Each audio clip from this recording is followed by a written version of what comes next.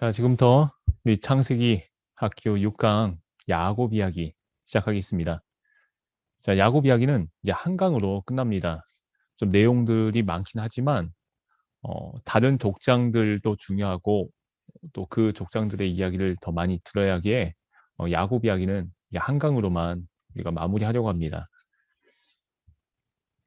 자, 우리 야곱의 생애를 한 그림으로 우리 표현을 했습니다. 그래서 1번부터 6번까지가 이제 야곱이 어느 지점에서 어떤 일을 행했는가, 어떤 사건이 있었는가를 이제 살펴볼 수가 있는데, 자, 먼저, 자, 일본 헤브론에서 이제 에서가 장자의 명분을 팥죽 한 그릇에 이제 팔아버리는 유명한 사건이 나오죠. 어떻게 팥죽 한 그릇에 이 장자의 명분을 팔았을까? 그리고 에서는 어떻게 이것을 그냥 넘겼을까? 그냥 에서는 장난스레 그냥 너무 배가 고픈 나머지 이제 야곱에게 팥죽 한 그릇을 받고 그냥 농담 삼아 그냥 너 가져라 하는 식으로 했던 것 같습니다. 그런데 이것이 진짜가 될 줄 꿈에도 몰랐겠죠. 두 번째는 이 야곱이 베델에서 이 꿈의 사닥다리 위에서 올라갔다 내려갔다 하는 이 천사들을 보는 장면을 만나게 돼요. 자, 에서를 피해서 그래서 이 라반의 집에 가던 중에 이 하나님께서 이 천사들의 환상을 보면서 내가 너와 함께 할 것이다. 너를 지켜줄 것이다. 라는 그런 환상을 보여주시는 거죠. 자, 세 번째는 야곱이 두 아내와 이 12명의 자녀들 그리고 수많은 가축들을 얻게 되는 사건들이 나오게 됩니다. 이제 부자가 되는 거예요. 그런데 이때는 11남 1녀입니다. 우리가 알기론 이 야곱이 12아들이 있잖아요. 근데 어떻게 11명의 아들밖에 없나? 이때는 베냐민이 빠집니다. 이 베냐민은 35장에 등장을 해요. 라일이 베냐민을 낳고 이 상고로 인해서 죽게 됩니다. 이때 요셉이 8살 때 이야기예요. 그래서 이 베냐민은 이때는 빠지게 되는 거죠. 자, 그리고 이제 네 번째를 보면 고향으로 가기 위한 이 야곱은 에서에게 사자를 보내요. 내 주 에서에게 주의 종 야곱이 말합니다라고 전하게 합니다. 잘 봐달라는 거죠. 그런데 이 돌아온 사자가 이 에서 에서가 이 400명을 이끌고 이 주인을 만나러 오는 중이라고 얘기를 하는 거예요. 이에 이제 야곱은 너무 두렵고 너무 답답해합니다. 자신이 이미 이전에 이 팥죽 한 그릇에 이 장자의 명분을 사가지고 낼름 먹어버린 그 죄 때문에 그러는 거죠. 이러다가 이 분이엘에서 천사와 씨름하다가 환도뼈를 다치게 돼요. 그리고 또 새 이름 이스라엘이란 그 이름을 얻게 되는 거죠. 다섯 번째는 이 요셉을 만난 야곱의 가족이 요셉이 살고 있는 애굽으로 내려가서 거주하는 이 장면이 나오게 됩니다. 이때 70명이 내려가게 되죠. 자, 이제 여섯 번째는 야곱이 가나안 땅에 묻히게 되는 장면으로 이 야곱의 이야기는 마치게 됩니다. 자, 한 장 넘겨서요. 우리가 두 챕터를 함께 살펴보려고 합니다. 첫 번째는 라반의 집으로 피신한 야곱이고요. 두 번째는 새 이름을 얻은 야곱입니다. 자, 먼저 라반의 집으로 피신한 야곱부터 살펴보겠습니다. 이 야곱의 이야기는 그가 상대하는 사람에 따라서 크게 두 부분으로 나눌 수 있습니다. 첫 부분은 에서와의 관계를 설명하고 있고요. 두 번째 부분은 외삼촌 라반과의 관계를 다루고 있어요.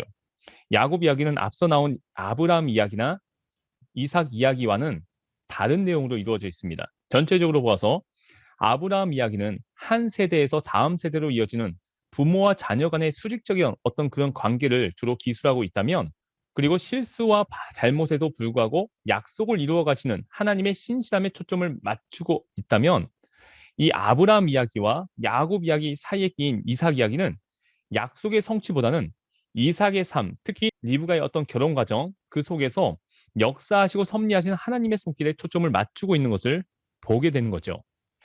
그런데 이 야곱 이야기는 소유와 사회적인 위치를 둘러싼 어떤 형제 간의 갈등과 경쟁 등 수평적인 관계에 중점을 두고 있고요. 싸움과 갈등 및 고통 속에서의 약속 성취에 초점을 맞추고 있습니다.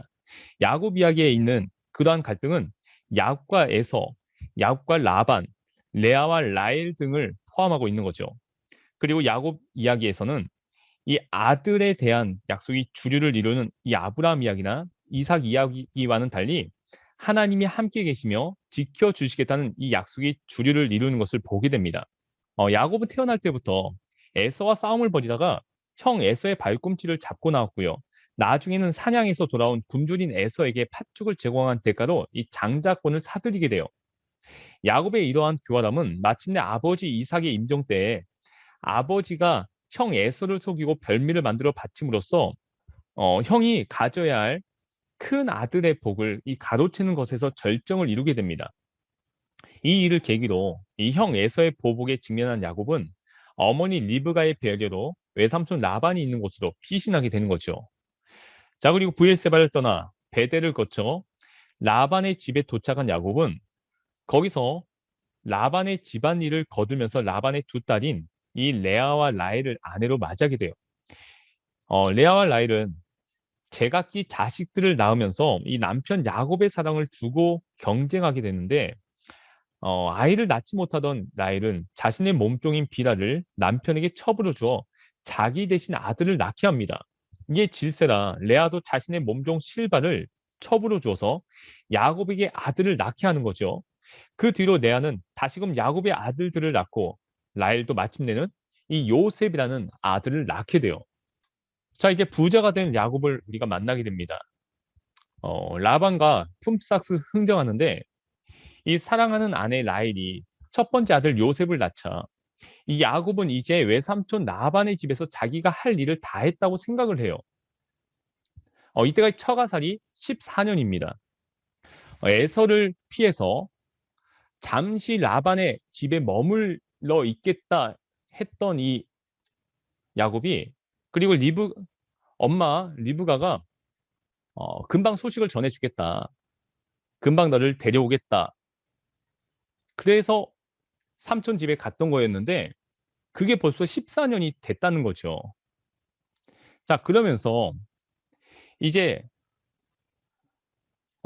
지금까지는 라반의 재산 그리고 또 아내와 자식을 돌보고 얻는 것에 대해서 이것만 바라보고 계속 앞으로 나아가기만 했었는데 그래서 일방통행을 했었는데 어, 자기가 고향을 거의 잊고 살다시피 그랬던 모습을 가지고 있었는데 이제 상황이 달라진 거죠. 아이를 낳지 못하던 라헬이 그토록 기다리던 아들을 낳게 되는 거예요. 그럼으로써 내가 지금까지 일방통행이었지만 이제는 내가 유턴을 해야겠다. 이제 고향을 생각하니까 다시 돌아가야겠다 생각을 한 겁니다. 자, 그리고 또 자기에게 딸린 이 식구들을 한 명 한 명 생각하다 보니까 얘네들을 책임져야 되는 거예요. 그래서 내가 정말 가장으로서 제 역할을 다 해야겠구나. 이런 마음이 또 지배를 합니다. 그러면서 다시 유턴을 하고 싶은, 고향에 가고 싶은 이런 마음이 생기게 돼요. 자, 그리고 이제까지의 어떤 수고에 대해서 아무런 대가도 받지 못한 채로 억울하게 짓눌려 있었던 터였기 때문에 자기 소유라고 할 만한 것이 따로 비축되어 있지 않았습니다. 그러니까 아쉬울 것이 없는 거였어요. 그래서 얼마든지 나는 돌아갈 수 있다. 이런 마음이 이 야곱으로 하여금 고향으로 가고 싶은 유턴하게끔 그렇게 만들었다라는 거죠. 이런 판국에 언제까지 타양 땅인 이 바단 아람에 머물러 있을 수만은 없는 거였어요. 그래서 야곱은 빨리 고향 땅으로 돌아가서 정말 독립된 삶을 누리고 싶었던 겁니다. 자, 그래서 야곱은 빨리 고향 땅으로 돌아가서 살고 싶었는데 문제가 생겼던 거예요. 첫 번째가 어머니 리브가가 이 고향으로 돌아올 수 있게끔 연락을 주겠다고 그렇게 얘기하면서 보냈던 건데 14년째 깜깜무소식이었던 거죠. 그랬더니 얼마나 답답했겠습니까? 또 두 번째 문제는 에서의 문제예요. 이 정도의 시간이면 형의 증오도 많이 누그러지지 않았을까 하는 생각을 한 거죠. 이 에서는 야곱이 피신하기 전까지는 죽이겠다 이런 마음을 가지고 있었던 거예요. 근데 이제 그 마음이 14년 정도 지났으니까 어느 정도 풀리지 않았을까 이렇게 생각하는 거죠. 자, 그리고 세 번째는 벌써 14년의 시간이 지났기 때문에 부모님도 많이 연로하지 않았을까. 그래서 연로하신 부모님 소식도 너무 궁금한 거예요. 그러니까 이런 문제들 때문에 너무 가고 싶었는데 또 걸리는 거죠. 그래서 그는 이 라반을 찾아가서 자기 마음속에 있는 생각을 있는 그대로 이야기합니다. 아내들과 자식들을 포함한 온 식구들이 고향 땅으로 돌아갈 수 있게 해달라고 청하는 거예요. 그가 이렇게 청한 것은 자기 처자식에 대해서조차 어떻게 할 수 없을 정도로 그의 삶이 전적으로 라반에게 의존하고 있다라는 것을 보게 되는 거예요. 자, 창세기 30장 25, 26절에 보면 라헬이 요셉을 낳았을 때에 야곱이 라반에게 이르되 나를 보내어 내 고향 나의 땅으로 가게 하시되 내가 외삼촌에게서 일하고 얻은 처자를 내게 주시어 나로 가게 하소서. 내가 외삼촌에게 한 일은 외삼촌이 아시나이다. 지금까지 내가 외삼촌에게 했던 그 일들 모두 다 아시지 않습니까? 그러니까 보내주십시오. 이런 얘기인 거죠. 자, 라반은 하나님께서 야곱을 보시고서 자기에게까지 큰 복을 주신 것을 점수를 통해서 알고 있었습니다. 뿐만 아니라 야곱 일가는 그의 재산을 불리는 데 있어서 없어서는 안 될 매우 중요한 노동력을 제공하고 있다는 것도 알고 있었던 거예요. 그 까닭에 이 라반은 야곱의 청이 지극히 당연한 것인 줄 알면서도 그에게 머물러 주었으면 하는 어떤 자신의 솔직한 심정을 감추지 않았습니다. 야곱을 붙들려는 한 방편으로 이 라반은 그의 품삯을 그가 원하는 대로 주겠다고 제안하는 거죠. 흥정을 하는 겁니다. 마치 몸값을 흥정하는 거예요. 창세기 30장 28절에 또 이르되 내 품삯을 정하라. 내가 그것을 주리라. 이렇게 얘기하는 거죠. 그러니까 지금까지는 제대로 된 어떤 품삯을 주지 않았던 거예요. 그냥 강제 노동을 시켰던 거죠. 열정페이라고 할까요? 라반의 이 제안에 이 야곱은 다시금 자기가 외삼촌을 위해서 얼마나 많은 일을 했으며 그의 가축대를 얼마나 정성스럽게 보살폈는지를 강조합니다. 그는 또한 자신의 수고로 인하여 외삼촌의 소유가 예전에 비해서 상당히 규모가 커지지 않았냐 이것을 상기시키면서 그것이 다 자신의 수고에 대해서 이 하나님께서 외삼촌에게 주신 복의 결과라고 단정지어 말하는 겁니다. 그러니까 야곱이 열심히 했지만 야곱의 그 열심히 일하는 그 상황 가운데 하나님이 계속적으로 일을 하셨다라는 거죠. 그러니까 하나님의 도우심으로 이렇게 큰 복을 얻지 않았나 얘기하는 거예요.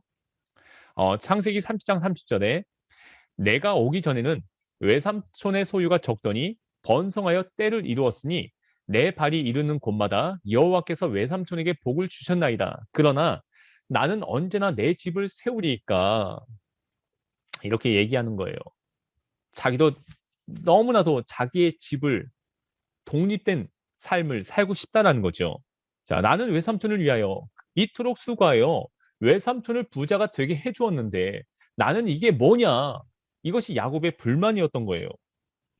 이 질문을 보면 라반의 푸대접으로 인해서 자기 소유의 재산이 전혀 없다는 것이 그로 하여금 고향으로 돌아가고 싶은 그런 생각을 갖게 한 것임을 알 수 있는 거예요.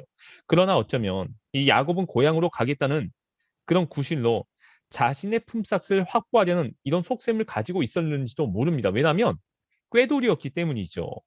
속임수를 잘 쓰는 사람이었기 때문이에요. 계산이 빠른 야곱으로서는 충분히 가능한 거예요.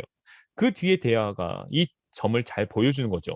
궁지에 몰린 라반은 그에게 무엇을 주었으면 좋겠는지를 묻게 됩니다. 그러자 야곱은 마치 기다렸다는 듯이 자신의 의중을 그에게 밝혀요. 만일에 외삼촌의 양떼 중에서 아동진, 이 얼룩진 것들과 점이 있는 것들과 검은 것들, 그리고 염소떼에서 점이 있는 것들과 아동진 것들을 품삯으로 준다면 앞으로도 계속해서 외삼촌의 가축대를 먹이고 돌보겠다는 것이 그의 생각이었던 겁니다. 그러면서 야곱은 나중에 외삼촌이 자기 품삯을 확인하여 보면 자신의 의, 곧 자신의 정직함이 어떠한지를 알 수 있을 것이라고 장담하는 거예요. 이와 아울러 그는 만일에 양이나 염소 중에 그의 품삯으로 정하지 않은 것들이 있다면 그것들은 훔친 것으로 인정해도 좋다고 말합니다.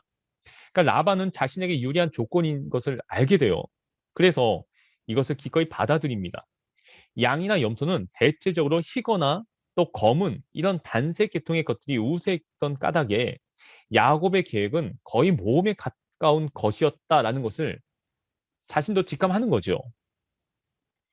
자, 이 점을 알고 있던 라반은 한술 더 떠서 야곱의 제안을 들은 그날로 야곱의 품삯으로 돌아갈 수 있는 종류의 것들을 모조리 가려내고서는 그것들을 모두 자기 아들들에게 넘겨주게 돼요.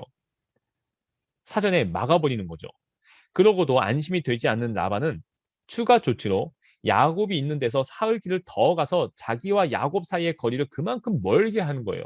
30장 36절에 자기와 야곱의 사이를 사흘 길이 뜨게 하였고 야곱은 라반의 남은 양떼를 치니라. 얼마나 야비한지, 얼마나 자기 조카를 그냥 종처럼 생각했는지 이런 대목에서 우리가 볼 수 있는 거예요.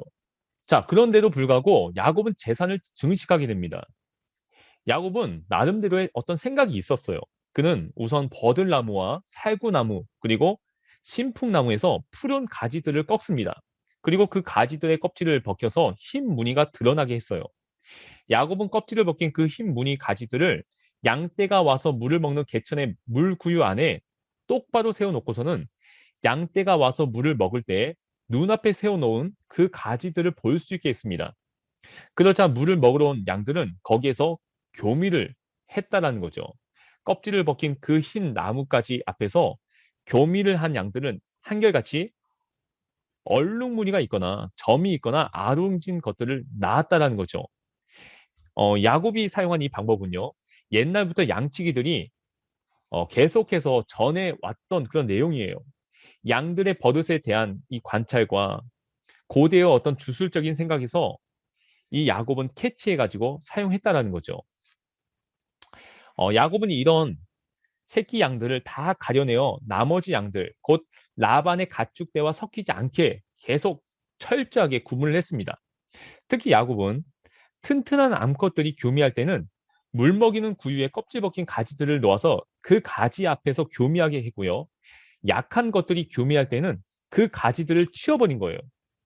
그렇게 함으로써 이 야곱은 약한 것들은 라반에게 가게 하고요. 튼튼한 것들만 자기 소유가 되게 했던 거죠. 30장 43절에 이에 그 사람이 매우 번창하여 양떼와 노비와 낙타가 그리고 나귀가 많았더라. 그런데 이것보다 더욱 중요했던 것은요. 야곱의 재산이 이처럼 불어나게 된 것은 그와 함께 하시는 하나님의 은총에 의해서였다라는 사실입니다. 그러니까 아무리 자신이 노력해도요. 아무리 자신에게 꾀가 있고 자신의 어떤 상황이 기발하게 돌아갈지라도 하나님이 막으신다면요. 전혀 앞으로 나아가지 않는 거죠. 하지만 아무리 그 상황이 나쁘고 좋지 않을지라도 내 생각에 그 상황이 막막해 보일지라도 하나님이 개입하신다면, 하나님이 함께 하신다면 우리는 그 상황을 얼마든지 넘어설 수 있다는 거죠. 자, 이제 야곱이 라반과 언약을 맺게 됩니다. 자, 라반의 집을 떠나게 돼요. 야곱이 하나님의 은총에 힘입어 큰 부자가 되자 라반의 아들들은 이 야곱을 시기합니다. 그들은 야곱이 자신들의 아버지인 라반의 재산을 다 빼앗아 간다고 소문을 내는 거예요. 그리고 야곱이 라반의 재산으로 그렇게 큰 부자가 된 것이라고 떠들고 다녔다라는 거죠. 31장 1절 2절에 보니까 야곱이 라반의 아들들이 하는 말을 들은즉 야곱이 우리 아버지의 소유를 다 빼앗고 우리 아버지의 소유로 말미암아 이 모든 재물을 모았다 하는지라. 야곱이 라반의 안색을 본즉 자기에게 대하여 전과 같이 아니하더라. 자, 라반의 가족들에게 있던 이러한 적대감은 야곱으로 하여금 속히 그곳을 떠나야겠구나 이런 생각을 갖게 만듭니다. 야곱이 처한 위기 상황을 아신 하나님은 마침내 야곱에게 그의 조상의 땅, 곧 그의 친족에게로 돌아갈 것을 명하십니다. 그와 함께 있을 것이니 염려하지 말라는 말씀도 덧붙이셨어요. 하나님의 말씀에 힘을 얻은 야곱은 심부름꾼을 라헬과 레아에게 보내어서 자신의 가축대가 있는 들판으로 그들을 불러내었습니다. 31장 4절에 야곱이 사람을 보내어 라헬과 레아를 자기 양떼가 있는 들로 불러다가 이런 말씀이 있죠.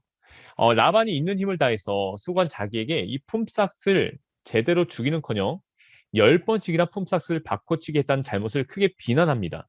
그러면서도 야곱은 하나님께서 자기를 라반의 속임수에서 지금까지 지켜주셨음을 다시금 강조해요. 하나님의 보호하심에 대한 야곱의 강조는 하나님께서 라반의 가축대를 빼앗아서 자기에게 주었다고 말한 데서 더욱 분명하게 드러나는 거예요. 또한 그는 하나님의 천사가 꿈속에서 자신의 재산이 어떻게 해서 불어나게 되었는가를 자세하게 가르쳐 주었다고까지 말을 합니다. 31장 11절 12절에 보니까 꿈에 하나님의 사자가 내게 말씀하시기를 야곱아 하기로 내가 대답하기를 여기 있나이다 하매 이르시되 내 눈을 들어 보라 양떼를 탄 순양은 다 얼룩무늬 있는 것, 점 있는 것과 아롱진 것이니라. 라반이 내게 행한 모든 것을 내가 보았노라. 천사의 말에 의하면요. 하나님을 라반이 이제까지 그에게 어떻게 하였는지를 다 보셨다는 것입니다. 하나님은 가만히 있었던 게 아니라 지금까지 이 야곱의 상황을 다 눈여겨 보셨다라는 거죠. 그러니까 마찬가지로요. 하나님은 우리의 상황도 다 보고 있다라는 겁니다. 아무것도 하지 않은 것이 아니라 그냥 가만히 계신 것이 아니라 우리의 일거수일투족을 다 살펴보시면서 우리가 무슨 일을 하는지 어떤 상황 가운데 놓여 있는지를 끊임없이 파악하고 계신다라는 거죠.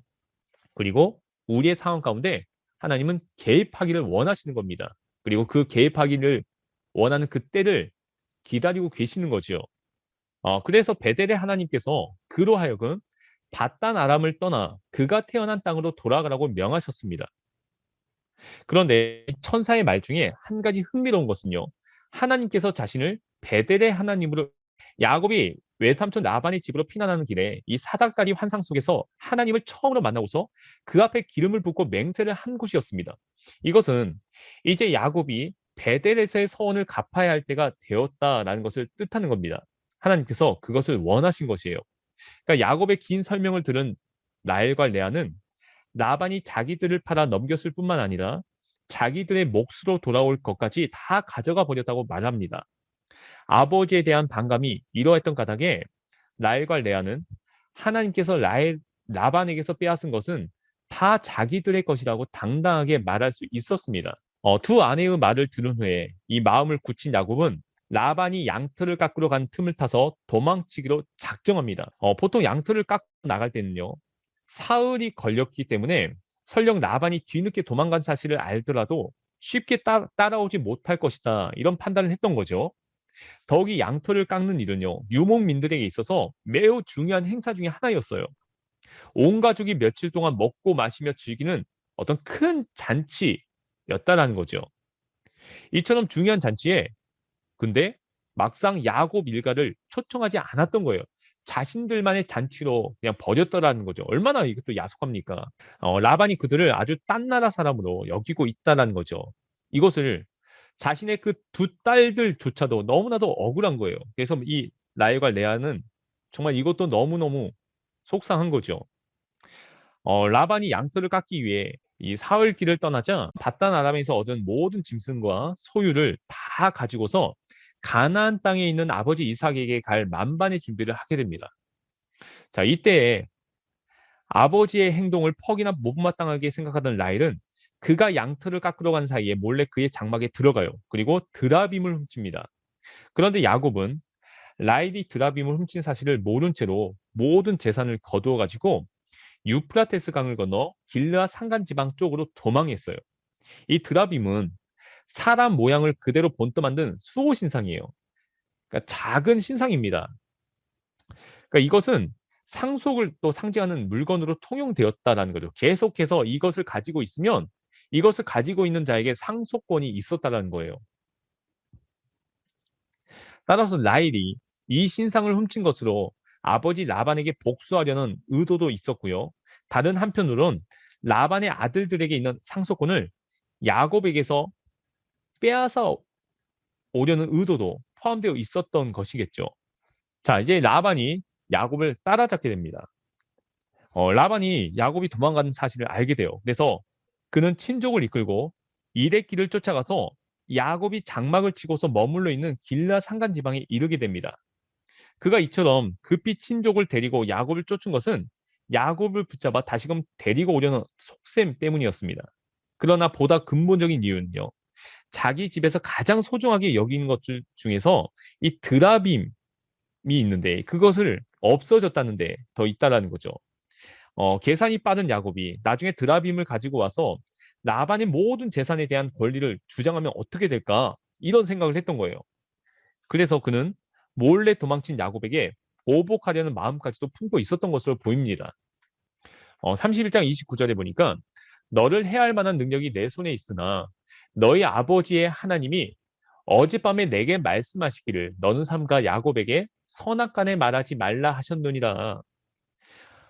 그러나 라반의 이러한 심사를 아신 하나님께서는 그날 밤에 라반이 꿈속에서 그에게 좋은 말이든 나쁜 말이든 아무 말도 하지 말라 이렇게 주의하라고 경고하셨습니다.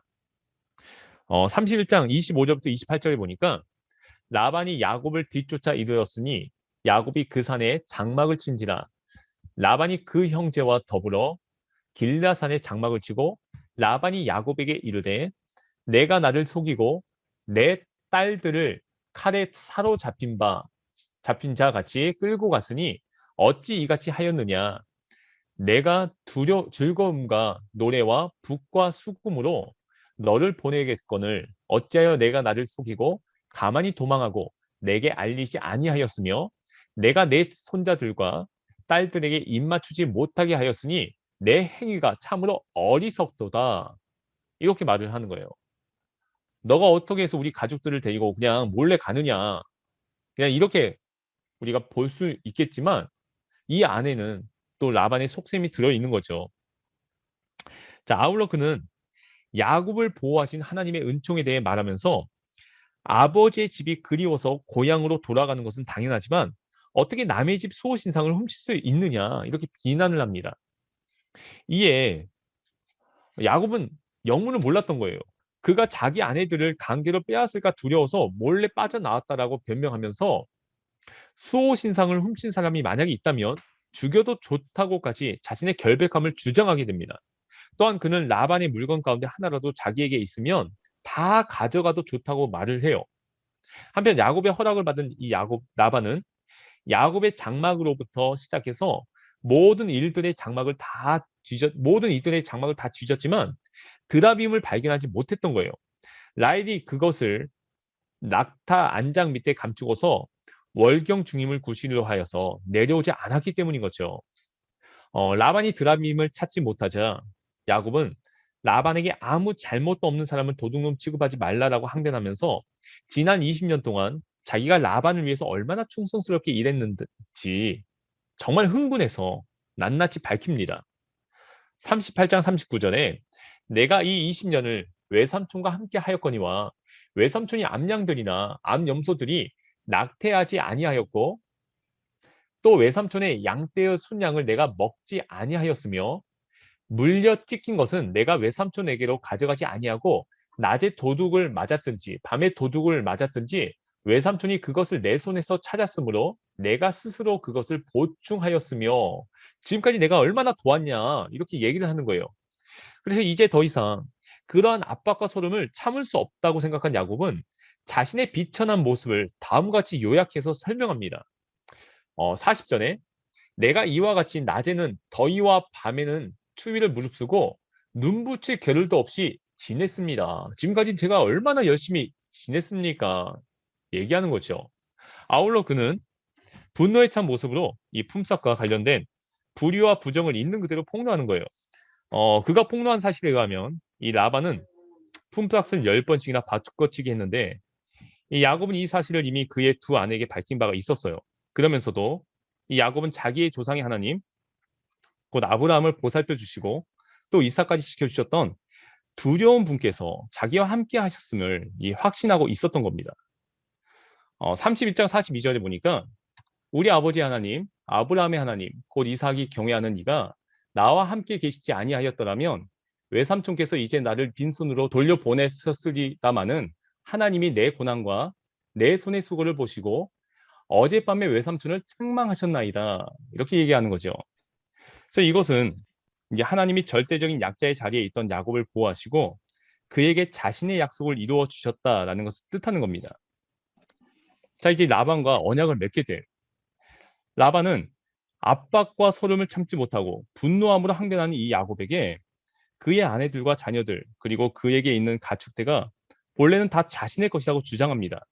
그렇지만 이제는 어떻게 할 도리가 없었던 거죠.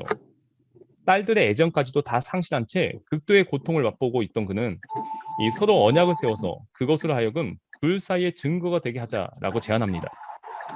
라반이 언약 체결을 요구한 것은 드라빔을 찾지 못한 데 가장 큰 이유가 있었던 거예요. 만약에 약삭받은 이 야곱이 혹시나 나중에 이 드라빔을 찾아가지고 자기 땅에 나타나면 어떻게 할까? 그래서 상속권을 주장하면 어떨까? 이런 판단을 했던 거예요. 그래서 다시는 자기 땅에 들어오지 못하게 하는 어떤 속셈이 있었던 거죠.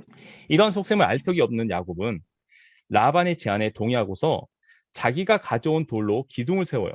그리고 라반의 친족들 역시 이 돌들을 가져와서 돌무더기를 만듭니다. 그 돌기둥과 이 돌무더기 옆에서 잔치를 벌이고서 함께 식사를 한 라반은 그것을 아람으로 여갈 사두다라고 칭하고요. 야곱은 그것을 히브리어로 갈라이라 칭하게 됩니다. 이 낱말은 증거의 무더기라는 뜻을 가진 것으로 그 돌무더기와 돌기둥이 이 야곱과 라반 사이에 맺은 언약의 증거임을 의미하는 거예요. 30장 49절에 또 미스바라 하였으니 이는 그의 말에 우리가 서로 떠나 있을 때 여호와께서 나와 너 사이를 살피시옵소서 함이라. 라반은 이에 대하여 야곱으로 하여금 자기 딸들을 박해하지 말고 다른 아내를 두지도 말 것을 요구하면서 하나님께서 둘 사이의 증인으로 계시다라는 것을 명심하라고 말합니다. 그러니까 맹세했다. 그러니까 더 이상 너는 그 맹세를 어기면 안 된다라고 얘기하는 거죠. 마지막으로 라반은요. 야곱에게 어느 누구도 그 돌무더기를 넘어가서 상대방을 치지 못한다는 내용을 추가하게 되고요. 아울러 하나님께서 둘 사이를 판가름하여 주시기를 원한다는 자신의 희망을 피력하게 됩니다. 상호 공존을 위한 일종의 불가침 조약이었던 거죠. 절대 서로 넘보지 말자. 서로를 지켜주자. 이런 거예요. 라반의 말에 동의한 야곱은 자기 아버지 이삭을 지켜주신 이 두려운 분의 이름으로 맹세하는 겁니다. 그리고 나서 이 야곱은 거기에 있는 산에서 하나님께 제사를 드려요. 그리고 그 후에는 친족들을 식탁에 초대합니다. 그들은 산에서 이 제사 음식들을 함께 먹고 그날 밤을 거기서 보내게 되는 거죠. 자, 이제 새 이름을 얻는 야곱이 나옵니다. 야곱이 드디어 고향으로 가게 됨으로써 에서를 만나기 위한 준비를 해요. 야곱은 길을 떠나서 가다가 이 하나님의 천사들이 자기 앞에 있는 것을 봅니다. 그들을 알아본 야곱은 그곳이 하나님의 진이라고 생각하고서 그곳 이름을 두 진지, 이것을 뜻하는 마하나임으로 지어서 불러요. 마하나임은 이 갓지파의 땅인 길앗에 속한 곳으로 사울의 아들 이스보셋이 다윗에 맞서 왕국을 세운 그런 곳이기도 해요. 또한 마하나임은 이 다윗이 나중에 압살롬의 반란을 피해서 도망할 때 이 머무르면서 원기를 회복한 그런 장소이기도 합니다. 그러니까 의미가 있었던 장소예요. 그런데 야곱이 이 마하나임에서 이처럼 하나님의 천사들을 만난 것은 20여 년 전에 그가 가나안 땅을 떠나 외삼촌 라반의 집으로 가는 길에 베델에서 사닥다리 환상을 보면서 하나님을 만나 약속의 말씀을 받은 것과 거의 같은 의미를 가지고 있다. 이렇게 보게 됩니다. 하나님의 군대가 그를 만났다라는 것은 어떻게 보면 두려움에 처해 있는 야곱을 하나님께서 보호해 주실 것임을 암시한다고 볼 수 있습니다. 또한 그것은 하나님의 군대가 에서에게 딸려 있는 이 400명의 무리들로부터 야곱을 지켜 주실 것임을 암시하기도 하는 거예요. 그러나 야곱은 이처럼 하나님의 천사들을 만나 새로운 용기와 힘을 얻었음에도 불구하고 여전히 형 에서의 보복을 두려워합니다. 형이 나를 치면 어떻게 될까? 이 400명의 부하들을 데리고 나한테 오는데 나를 공격하면 어떻게 될까? 이런 두려움을 갖는 거죠. 창세기 32장 3절 5절에 보니까 야곱이 세일 땅 에돔들에 있는 형 에서에게로 자기보다 앞서 사자들을 보내며 그들에게 명령하여 이르되 너희는 내 주 에서에게 이같이 말하라. 주의 종 야곱이 이같이 말하기를 내가 라반과 함께 거류하며 지금까지 머물러 있어 싸우며 내게 소와 나귀와 양떼와 노비가 있으므로 사람을 보내어 내 주께 알리고 내 주께 은혜 받기를 원하나이다 하라 하였더니. 자, 여기서 그는 형 에서를 나의 주인님이라 한없이 높여 부르고 자신은 당신의 종이라고 낮추어 불러요. 자, 이것은요, 자신의 잘못을 깨닫고 있는 이 야곱이 형 에서의 호의를 얻고자 얼마나 애쓰고 있는가를 단적으로 보여주는 거예요. 이 야곱이 보낸 심부름꾼은 이 에서에게 갔다가요, 다시 야곱에게 돌아오는데, 이 돌아오면서 에서가 지금 부하 400명을 거느리고 그를 만나려고 오고 있습니다라는 충격적인 소식을 전해주는 거예요. 자신뿐 아니라 온 가족이 전멸할지도 모른다, 이런 생각을 야곱은 하게 됨으로써 너무나도 두렵고 걱정이 되는 거죠. 그래서 그가 본 하나님의 두 군대를 본떠서 사람과 짐승을 포함하여 자기 일행 전부를 두 때로 나누게 됩니다. 에서가 만약에 한 때를 치더라도 최소한 다른 한 때는 피할 수 있지 않을까. 그 시간 동안에 도망가면 되지 않을까. 이런 계산을 했던 거죠. 32장 9절에 야곱이 또 이르되 내 조부 아브라함의 하나님, 내 아버지 이삭의 하나님 여호와여, 주께서 전에 내게 명하시기를 내 고향 내 족속에게로 돌아가라, 내가 내게 은혜를 베풀리라 하셨나이다. 이렇게 말을 하는 거죠. 자, 아울러 그는 자신이 라반의 집으로 도망갈 때에는 이 지팡이 하나뿐이었지만, 내가 지팡이밖에 아무것도 없었지만 이제는 두 때나 된 것이, 많은 재산을 가지게 된 것은 전적으로 하나님의 은혜에서부터 비롯된 것이다. 자신은 그러한 은총을 받을 자격이 없었는데도 불구하고 하나님이 이렇게 하셨다라는 것을 고백하는 겁니다. 자, 11절 12절에 보니까 내가 주께 간구하오니 내 형의 손에서 에서의 손에서 나를 건져내시옵소서. 내가 그를 두려워함은 그가 와서 나와 내 처자들을 칠까 겁이 나기 때문이니이다. 주께서 말씀하시기를 내가 반드시 내게 은혜를 베풀어 내 씨로 바다에 셀 수 없는 모래와 같이 많게 하리라 하셨나이다. 자, 이렇게 기도하는 거죠. 그래서 기도를 마친 야곱은 그날 밤에 마하나임에 머무르게 되면서 자기 소유 가운데서 형 에서에게 줄 선물을 따로 골라냅니다. 그러니까 다 합치니까요, 무려 550마리나 되는 대단한 양의 선물이었던 거예요. 자, 야곱은 이것들을 몇 대로 나눈 다음에 그것들을 종들에게 맡겨 자기보다 먼저 에서에게로 가게 했습니다. 그리고 맨 앞에 선 종을 비롯한 각 대의 종들에게 혹시 만약에 에서가 영문을 묻거든 그것들은 야곱이 그에게 선물로 주는 것입니다. 그리고 야곱은 뒤에서 따라오고 있습니다. 이렇게 말하라고 시키는 거죠. 자, 야곱이 각 대의 종들에게 이처럼 당신의 종 야곱은 우리 뒤에 옵니다라고 대답하게 한 이유가 무엇일까? 자, 에서에게 여러 차례에 걸쳐 선물을 주면요, 아마도 그의 감정이 선물을 받을 때마다 조금씩 조금씩 풀리지 않을까. 그래서 형 에서를 만날 때쯤이면 아마도 그가 용서하는 마음으로 자기를 반갑게 맞이하지 않을까, 이렇게 생각했기 때문이에요. 그래서 야곱은 각 대의 선물을 맡은 종들을 먼저 보내고요, 자기는 그날 밤에 이 장막에서 묵게 되는 거죠. 자, 드디어 이제 야곱이 새 이름 이스라엘을 얻게 됩니다. 그날 밤에 야곱은 일어나서 두 아내와 두 여종과 11명의 아들들을 데리고 야복 나루를 건넙니다. 요단강의 동쪽 지류 가운데 이 하나인 야복강은 강물이 푸르다는 이유로 오늘날에 와서는 이 푸른 강이라고 불리는데, 암몬 족속의 라빠 부근에서 발원해서 사해 북쪽 15마일 지경에서 요단강으로 흘러 들어갑니다. 자, 길이가 80km 정도에 이르는 이 강은요, 주로 경사가 급한 곳을 흐르는 까닭에 곳곳에서 심한 급류를 이루게 돼요. 자, 이처럼 급하게 흐르는 이 야복강의 물줄기는 식구들과 자기에게 딸린 모든 소유까지 다 건너 보낸 다음에 혼자 남은 야곱의 심한 어떤 불안과 공포심을 그대로 반영하는 것으로 우리가 또 여길 수 있는 거예요. 그렇다면 이 야곱은 야복 나루를 건너지 않고서 왜 혼자 남으려고 했을까? 아마도 야곱은요, 상처투성이인 자신의 과거와 진지하게 맞서기 위하여 홀로 하나님과 마주 대하고 서고 싶었을 것입니다.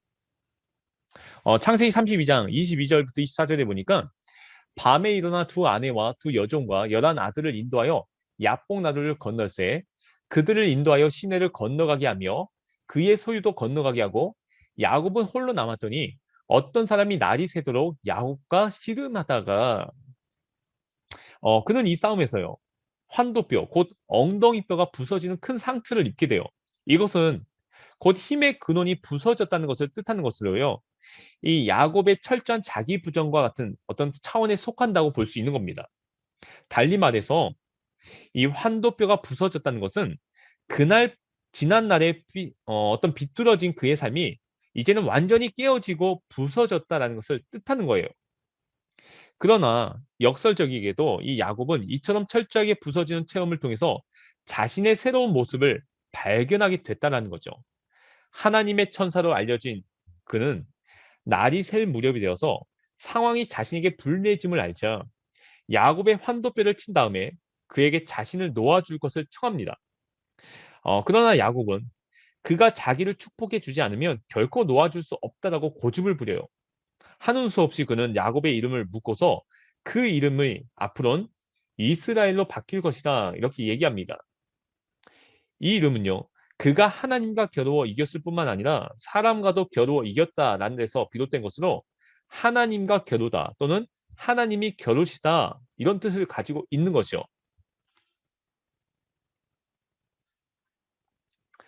그런데 여기서 이 중요한 것은요.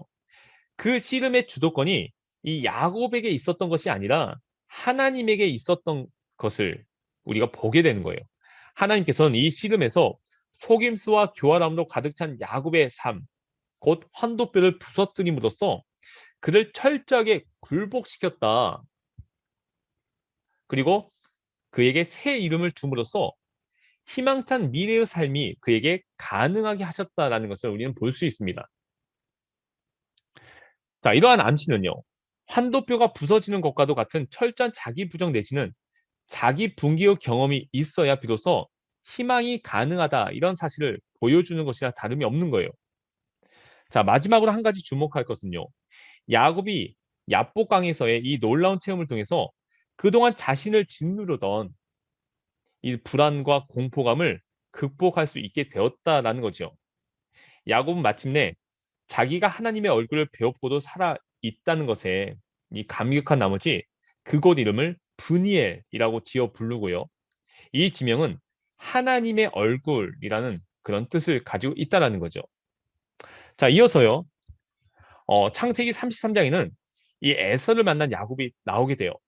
이 야복 나루를 건너 계속해서 고향 땅을 향해 가던 야곱은 마침내 에서를 보게 되고 만일의 사태를 대비해 아들들을 이 레아와 라헬과 두 여종에게 나누어 맡기고요. 두 여종과 그들에게서 난 아들들을 앞세워요.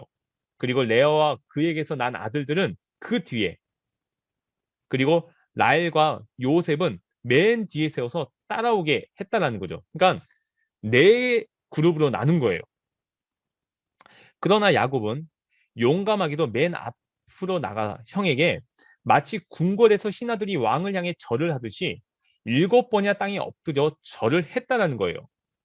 야곱이 이렇게 여러 번 절을 하는 것을 본 에서는 두 팔을 벌려 그의 목을 끌어안고서 입을 맞추면서 이 야곱과 함께 울게 됩니다. 하나님께서 에서의 마음을 만지신 것이겠죠.